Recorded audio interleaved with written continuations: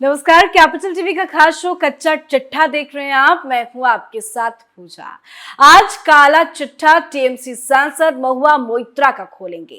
Cash for query कांड में फंसी महुआ मोइत्रा का काला कारनामा आपको बताएंगे कि कैसे महुआ मोइत्रा ने देश की सुरक्षा को ताक पर रखकर काला घिनौना काम किया है। एक के बाद एक महुआ मोइत्रा को लेकर खुलासे हो रहे हैं और महुआ मोइत्रा अपने काले कारनामे की वजह से बुरी फंसती नजर आ रही है। महुआ मोइत्रा की हर दलील फेल होती जा रही है और महुआ का काला राज बाहर आ रहा है। तो आज कच्चा चिट्ठा में बात संसद में पैसे के बदले सवाल पूछने के आरोपों में घिरी महुआ मोइत्रा की करेंगे।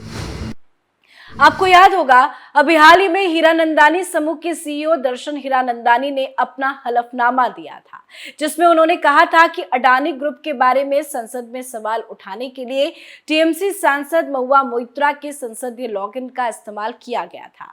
दर्शन हीरानंदानी ने अपने हलफनामे में स्वीकार किया था कि सरकार के स्वामित्व वाली इंडियन ऑयल कॉरपोरेशन यानी आईओसी की कंपनी के एलएनजी टर्मिनल के बजाय ओडिशा में धामरा एलएनजी आयात सुविधा केंद्र को चुनने के बाद उन्होंने अडानी पर निशाना साधते हुए सवाल पूछने के लिए मोइत्रा के संसदीय लॉगिन का इस्तेमाल किया था।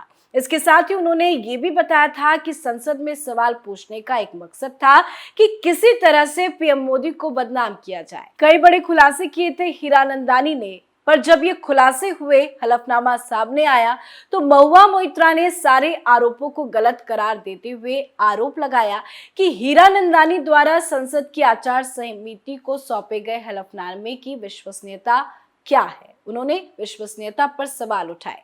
महुआ ने दावा किया कि ये ना तो आधिकारिक लेटर हेड पर है और ना ही नोटरीकृत है। महुआ ने कहा कि ये सब पीएमओ ने हीरानंदानी को बंदूक की नोक पर मजबूर कर श्वेत पत्र पर हस्ताक्षर कराए हैं। पर अब महुआ मोइत्रा के एक और बड़े झूठ का खुलासा हुआ है। महुआ मोइत्रा को लगता था कि वो इस तरह के बयान देकर बच जाएगी, पर अब दर्शन हीरानंदानी ने साफ कह दिया है कि उन्होंने ये सारे खुलासे अपनी मर्जी से किए हैं, ना कि किसी के दबाव में आकर। हीरानंदानी ने कहा कि उन पर हलफनामे पर हस्ताक्षर करने के लिए कोई दबाव नहीं था। हीरानंदानी ने एक इंटरव्यू में ये सारी बातें कही है। उन्होंने स्वेच्छा से और बिना किसी डर या पक्षपात के हलफनामे पर हस्ताक्षर किए हैं। तो क्या कुछ कहा है हीरानंदानी ने, पहले वो आपको बताते हैं। हलफनामे पर मेरे हस्ताक्षर हैं, मेरे द्वारा स्वेच्छा से हस्ताक्षर किए गए हैं। कोई डर नहीं, कोई पक्षपात नहीं। इसकी गवाही ये है कि मैंने इसे दुबई में भारतीय वाणिज्य दूतावास में नोटरीकृत कराया था। चूंकि मैं दुबई में हूँ, इसलिए मैंने इसे दुबई में भारतीय वाणिज्य दूतावास नोटरीकृत कराया था। फिर मैंने इसे लोकसभा की विशेषाधिकार समिति को भेजा और ईमेल द्वारा इसकी प्रतिलिपि सीबीआई और डॉक्टर निशिकांत दुबे को भेज दी। तो हीरानंदानी ने साफ साफ महुआ के आरोपों को इनकार किया और बताया कि हलफनामे पर हस्ताक्षर करने के लिए कोई दबाव उनके ऊपर नहीं था। हीरानंदानी ने टीएमसी सांसद महुआ मोइत्रा के उन सभी आरोपों से इनकार किया जिसमें महुआ मोइत्रा ने कहा था कि ऐसा करने के लिए उनके सिर पर बंदूक रखी गई थी। तो एक बार फिर से हीरानंदानी के खुलासे से महुआ मोइत्रा बुरी तरह से फंस गई हैं।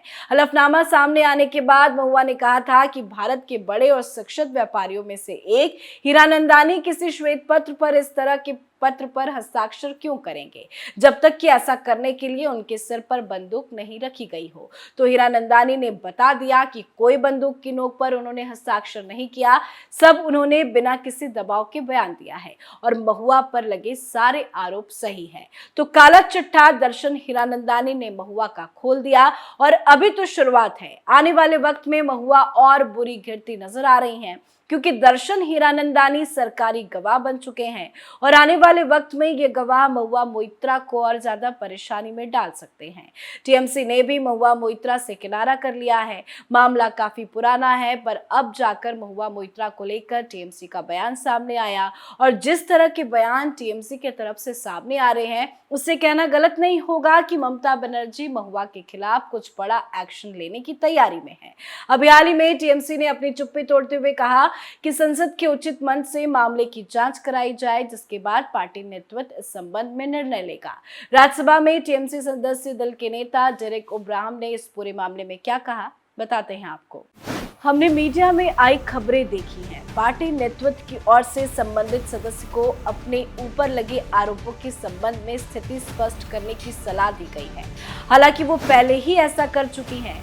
चूंकि ये मामला एक निर्वाचन सांसद, उसके अधिकारों और विशेषाधिकारों से जुड़ा है, इसलिए इस मामले की जांच संसद के उचित मंच द्वारा कराई जाए, जिसके बाद पार्टी नेतृत्व निर्णय लेगा। तो महुआ को लेकर टीएमसी की तरफ से जो बयान सामने आ रहे हैं, उससे ये तो नहीं लग रहा कि पार्टी महुआ मोइत्रा के समर्थन में है। ना ही कोई ये कह रहा है कि जो आरोप लगाए जा रहे हैं वो सारे गलत है।